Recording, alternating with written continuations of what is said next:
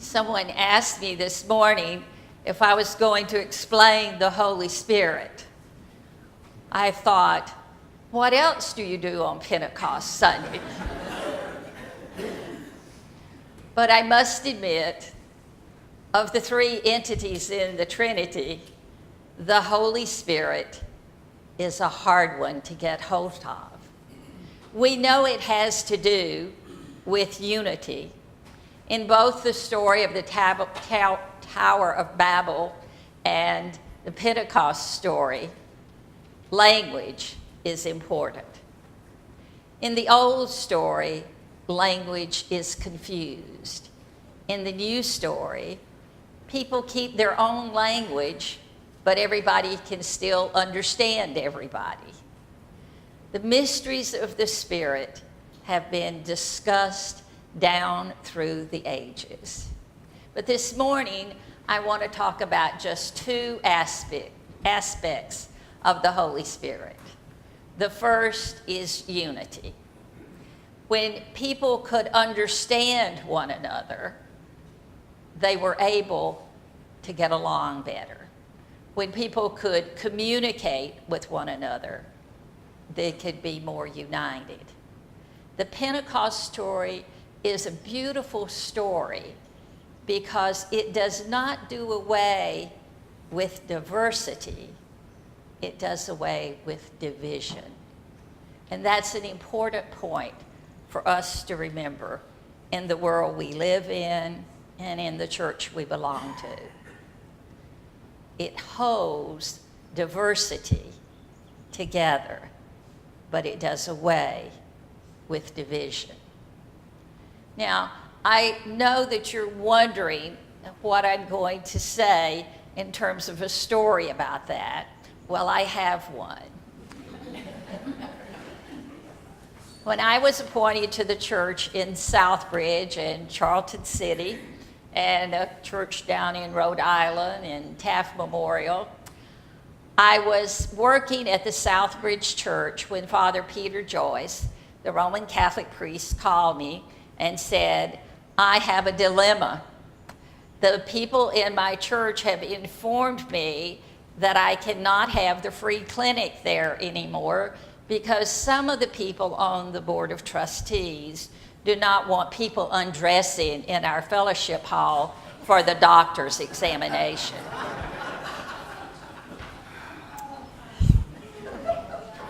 Well, there happened to be a United Methodist men's group from Charlton City and Southbridge, and these 12 guys were great. No matter what I asked, however impossible it seemed, they always provided.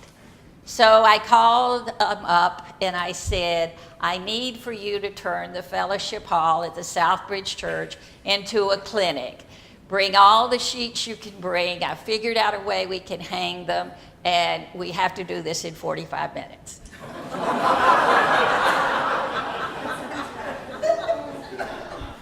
And remember that text from Acts that says, the Holy Spirit rushed through like tongues of fire? You've never heard so much chattering among 12 men as you did then. But the clinic opened on time. But since things never run smoothly for me, the nurse was late coming back from the hospital in Boston where she had taken a patient. And the doctor told me that I would fill out the charts for him. That would have been okay, except I don't spell so great and I'm not a medical person. So he had to spell out every word he wanted me to write down. But then a really skinny man came in and he looked very gray, his eyes were sunken, he just looked bad. And the doctor examined him. And then he asked the man to leave the room. And the doctor sat down, put his head in his hands, and just sat there a moment. And then he said, I want you to write down one word. The word is starvation. He called the man back in and he began to ask, what have you had to eat today? Nothing. What did you have to eat yesterday? Well, I had 2 slices of bread left, and my friend at the grocery store gave me a dented jar jelly, and my neighbor gave me some peanut butter.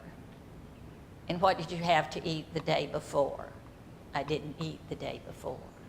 He went through every day of the week, and I didn't even know how the man had enough energy to have made it to the clinic.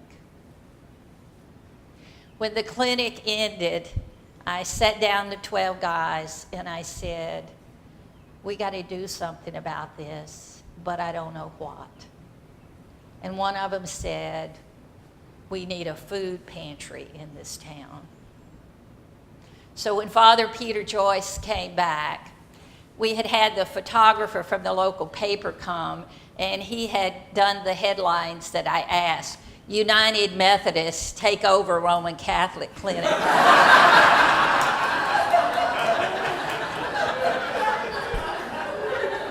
It's not nice to make Father Peter Joyce and me unhappy when we worked as a team. So the Roman Catholics decided that Father Peter Joyce could have the clinic back at the Roman Catholic Church, and the Methodists decided that they would start the food pantry. And so when Southbridge left all of these caring ministries in place, Father Peter Joyce went on to another appointment, and so did I. The wind of the Spirit blows where it will, but the wind of the Spirit is blowing us into missions. The story of Pentecost is the story of the beginning of the early church. Remember when Jesus said, "Peace be with you," and he blew his breath on them and said, "Receive the Holy Spirit." I like to think that Jesus is blowing his breath on each of us today, encouraging us, inviting us, begging us to receive the Holy Spirit. It's not just the gift of unity that the Holy Spirit brings. It is that in unity there is empowerment. The church is blessed when we are in unity together. Unity, togetherness, diversity, but not division. The Holy Spirit comes because Jesus has left the earth, and we need something to help us continue on. We need that sense of empowerment. And so today, when I think about unity and empowerment, and I think about my leaving in a couple of weeks, I had some questions I want you to think about. One good story leads to another, and I have a lot of good stories from Church on the Cape that I'll take with me. But here are my questions. What is the story that you will carry in your heart about Church on the Cape from the time that I've spent with you?